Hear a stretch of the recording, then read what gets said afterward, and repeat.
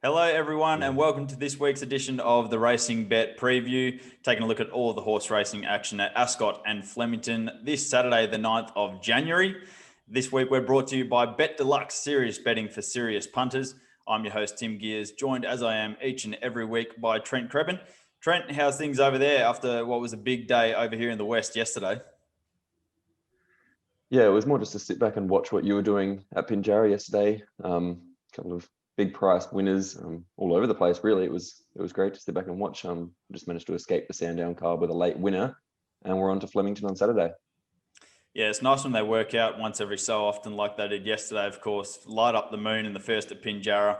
As soon as the $51 went up, and it was a good thing I probably had the preview uploaded a little bit earlier than I do normally for a Wednesday, because I kind of uploaded it very shortly after the markets first opened. And so we're able to take full advantage of the $51 on offer for Light Up the Moon. Came into about $41 after scratchings, but a really fantastic way to kick off the card. We also had Danny Bella salute at $9 or $10 later on in the card, as well as a couple of short price favourites earlier on. So good to get a serious return in the bag early to kick off the new year, and hopefully we can continue it this weekend for the punters.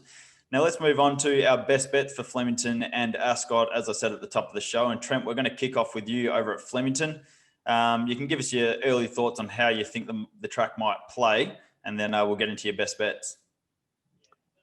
Yeah, I think the track should play fine. Flemington's normally pretty okay. The rain hasn't really seemed to hit Melbourne as much as I thought it would earlier this week, so I'm not expecting any serious bias, but we'll always keep an eye on the first few races. Okay, and your best bet comes up about midway through the program, race number 6 on the card. And your best is horse number 3, Mosh Music, trained by Archie Alexander, ridden by Jordan Childs, currently around $3.70 with BetDeluxe. Yeah, I'm pretty keen on Mosh Music here. I think she's one of the better bets of the day. Just think she's ready to win here, third up at 2,000 metres. I loved her run first up at Pakenham, over 1,400 metres. She kind of got going late there. And then she was really good last start, I thought, when I had her as one of my better value bets of the day, over 1,700 metres in the Lord's Stakes at Caulfield. She just kind of got shuffled back there, came widest around the turn, ran some really good closing sectionals. I think from what I've got here, the fastest last 600 and 400 of the meeting. I think just the winner, Defibrillate, got a better run there, kind of stuck towards the inside and managed to angle through some gaps nearer the inside there. I think Mosh Music can definitely turn the tables here, gets a kind of draw, gets a bit of a weight swing there as well. And I just think at 2,000 metres, she's really going to hit her straps. And I think she's close to peaking here. So I'm pretty happy to have her as my best bet of the day, Mosh Music, race 6, number 3. Do you have any inkling as to what might have happened with her? Because she's third up from 62 weeks off the track. So clearly there was an issue with her. Any idea? I vaguely remember it was after a Moonee Valley Group 3 run a couple of years ago in the JRA Cup. I think she did a tendon or just something like that, just off the top of my head. I can't quite remember though. Yeah, okay. I was just having a brief search, but we'll let it be. Look, third up from that long off the track, she should really be starting to peak here.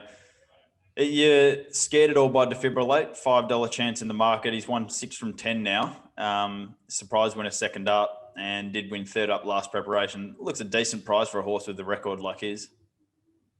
Yeah, definitely. He's obviously a big chance again. But just like I said, if you go back and watch that race, I just thought he was given a much better ride, Defibrillate, by Talia Hope. Just kind of picked the gaps near the inside and managed to kind of sprout wings late through the middle, whereas Mosh Music ended up covering, I think it was an extra 7 metres or so that they ran, and still was really attacking the line late.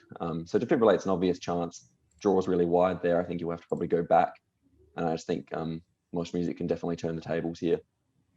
Yep, fair enough. We'll move on to your best value bet of the card, which is slightly earlier in the program. Race number 4, horse number 3, Hunamosa. Currently, between $21 to $31 available. Take us through your thoughts here on this 8-year-old gelding. Yeah, I kind of just went looking for a bit of value in this race because I don't really like either of the top two in the market here. Hunamosa, I thought, was just probably a slightly better chance than those odds would reflect. 2 starts ago, he started well in the market at Kyneton, carried a top weight, kind of was just not given the best ride, while the winner, who meets here again, 4 Nays, was given a peach of a ride. It was longer in the market here, started a lot, and Hunamosa started a lot shorter there. And then last start he raced last week on the New Year's Day meeting here at Flemington, and I thought it was a solid run in a harder race, beaten just under 4 lengths by Fundraiser, Caffrey, Quantum Mechanic, who should have won that race. I think this is an easier race here, draws well, was on the 8-day backup, I guess you could call it, and I just think at the prices here, when the favourites have a couple of queries on them, I thought he would run a good each way race. Nothing like a benchmark 64 on a Saturday at headquarters. We'll move on to Ascot over here in the West, continuing our coverage before I take a couple of weeks in the spelling paddock.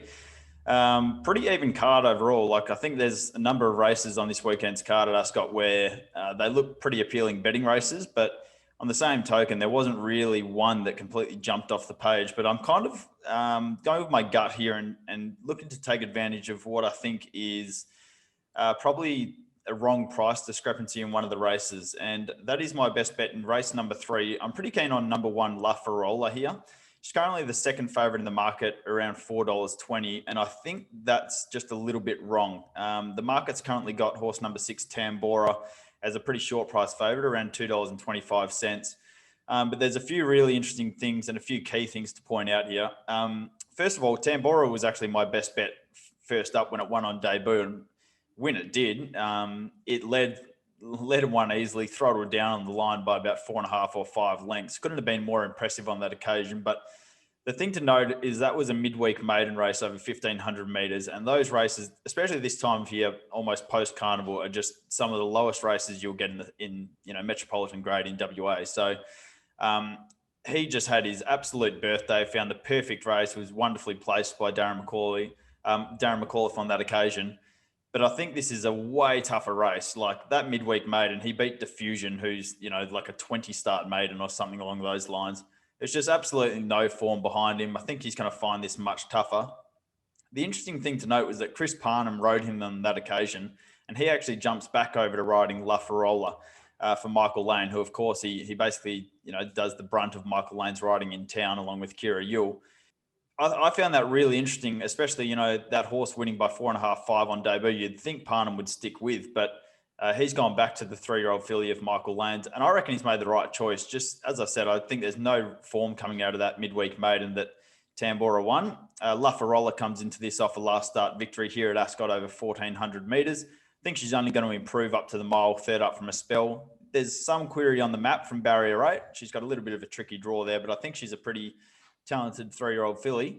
And if she gets a good run throughout, I just think the market's got it a little bit wrong here. So I'm making her my best of the day. It's race 3, number 1, La Farola. She's well placed in these set weights and penalties races. And I thought the market had it wrong. So happy to take the 420 available there. Move on to my best value bet of the day. Comes up in race number 7 on the card. And I'm backing 2 horses here. The first is horse number 11, Regal Magic, currently $10. The second is horse number 13, See Ya Champ, at $19. These are a couple of horses I've actually been following in their recent starts. Regal Magic, I think I tipped 2 starts ago at 30-1. It was beaten, 0.2 lengths after sitting 3 wide the trip. Luckily, I followed my money and backed her again last start at $21, and she got the job done for us here at Ascot over 1,500 metres. So the step up to the mile is going to be no dramas at all. Little step up in grade and an awkward draw in barrier 10, but she's flying since coming back this prep. She's similar to your best bet, had 62 weeks off before this preparation. So she's only going to continue getting better with racing. So I thought she was a very live chance in what looks an open race. And the other one, See Ya Champ, has had 6 starts for 1 win and 1 second placing, but all of her starts this preparation, I should say, have all been very good. First up, she was rarely clear in the straight and worked home really well. Second up, she flew home from back in the field to be beaten less than a length. And last start, she just struck a track that was impossible to make ground on at Bunbury. It was basically a case of if you weren't in the first few runners in the race or the first few around the turn, that you had no hope of winning. She settled well back as she does in her races on the rail, and she was given a pretty easy time by Jason Whiting. So if she could potentially settle just a touch closer in the run from barrier 2, I think she can be really competitive in a race like this. And we're getting, close enough to $20 to find out. So yeah, in a really open race, I was going with those 2 as my best value bet of the day. Trent, now you're going to cover a couple of the key races at the Gold Coast this weekend, and you're also going to cover the Magic Millions meeting at the Gold Coast next weekend. What have you found for us this weekend? Hopefully a couple of winners. Yeah, I found this meeting really quite tough, and I do have a little bit more form to do. I thought there were a couple of good chances, though. I thought especially in the feature of the day, one of those awfully named races, the Wave, over 1,800 meters. Terrible. I thought yeah, it's shocking, isn't it? I thought one of the Raiders was probably the horse to beat here in number 10, Paradis. Horse probably both you and I know quite well after it getting run down in the matriarch over 2,000 meters a couple of starts back. Had a bit of a break. Thanks for reminding me. Yeah. Had about a 7-week let up, and it actually ran in the same race as Mosh Music and Defibrillate last start. So I guess I've kind of taken a liking to that form line. And I thought it ran really well there for second in a bunch finish. So it's only had a couple of weeks off now. 1,800 meters, there's no problem there. Draws barrier 3. Craig Williams is up in Queensland to take the ride there, and I thought she looked a good chance of knocking off the local favourite Ballistic Boy, who is the number 1 seed for the locals there. I thought that was probably a good bet there, number 10, Paradis. Oh, good. So you can find those selections on RacingBet.com.au. You'll find my full race-by-race preview of Ascot, only 8 races this Saturday, but that'll be up on RacingBet as well, and Trent's race-by-race preview of Flemington. And where are we in Sydney this weekend? Probably back at Randwick, I would say. You'll find Joshua Reed's race-by-race preview of Randwick also up on the site. Now, Trent, before I let you go, quick word on last weekend's Perth Cup. I was on track, and we were both on Truly Great, as we've been, discussing heavily over the last few weeks. And I was for certain at the 200, he had dropped Nerf Bosk, and I'm sitting there like, he's gone. The race is over. He's dropped him. And then Nerf Bosk just comes back, and I was just, I haven't suffered that much torture. Probably, I haven't suffered that much torture since Kementari won. Oh, yeah. Of all horses to come back and get you on the line as well, Nerf Bosk. I know he's a bit of a new horse, but he's just one of those ones that'll always stick with you. I thought he'd dropped him there as well. Truly Great. Probably wins with a little bit more luck in running. I'm not sure it was all Pike's fault trying to put him into the race rather than go back to last, but the 60 kilos, the not ideal map at all just told over the last 50 meters. Oh, how big was his run though? Like 60 kilos is unheard of in a Perth Cup. It's 3 wide the trip, and he's still there, like pulling clear, giving Nerf Boss 6 kilos in the weights, and he's still got the audacity to go as good as he did. He's a hugely exciting horse to follow into the autumn for sure. But look, wrong end of the result, but what a fantastic race it was. Fantastic call, as always, by Darren McCauley, one of the best in the business. Really set the scene, and the 2 best jockeys in the land, Pineham versus Pike, fighting it out over the final 250 metres with 10,000 people on track. Screaming was a fantastic event, and I'm sure it'll live long in the memory for anyone who is watching. Anyway, that'll wrap us up this week. We won't be back to do it all again next week. I'll be taking a couple of weeks off in the spelling paddock, so we'll be back towards the end of the month with our next Racing Bet preview. But in the meantime, you can find all of our previews on RacingBet.com.au, and we thank BetDeluxe once again for sponsoring this week's show.